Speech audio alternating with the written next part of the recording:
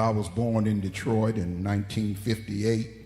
During my formative years in many parts, particularly in places in the South, for example, they still had signs in the early 60s over places like water fountains, restrooms, restaurants, and lunch counters that read whites only or for coloreds. I'm not afraid of the word colored.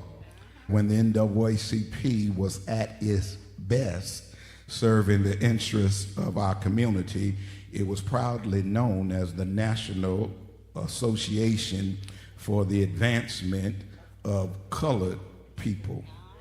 Furthermore, my maternal grandfather, my dear mother's father, the Reverend Samuel H. Hairston of Henry County, Virginia, right outside of Martinsville, 60 miles below Roanoke, an early descendant of slaves, became a husband to my grandmother for 68 years, a father, a grandfather, a great-grandfather, an educator for 50 years, a school principal, and pastored at least 4 churches for over 50 years. And he also had a public school named in his honor before he died, all while being colored.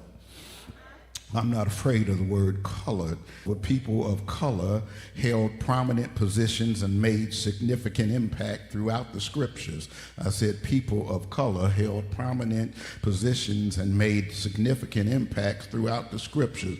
Just a few examples. In Genesis 21, Hagar, the Egyptian, a woman of color, became the first single mother success story recorded in scripture, as Hagar became the matriarch of a mighty nation through whom Ishmael, the son of her baby daddy Abraham. Oh, y'all ought to read that book sometime. And then in Numbers 12 tells us that Moses, the great emancipator and lawgiver, went home every night to his wife from Ethiopia, a woman of color. And then in Acts 8, we find that Deacon Philip evangelized and won for Christ an Ethiopian eunuch who oversaw the treasury of Queen Candace.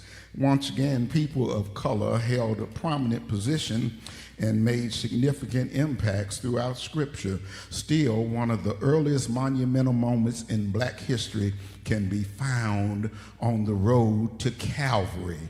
Again, text reads, as they led him away, they laid hands on one Simon of Cyrene coming out of the country, and on him they laid the cross that he might bear it after Jesus.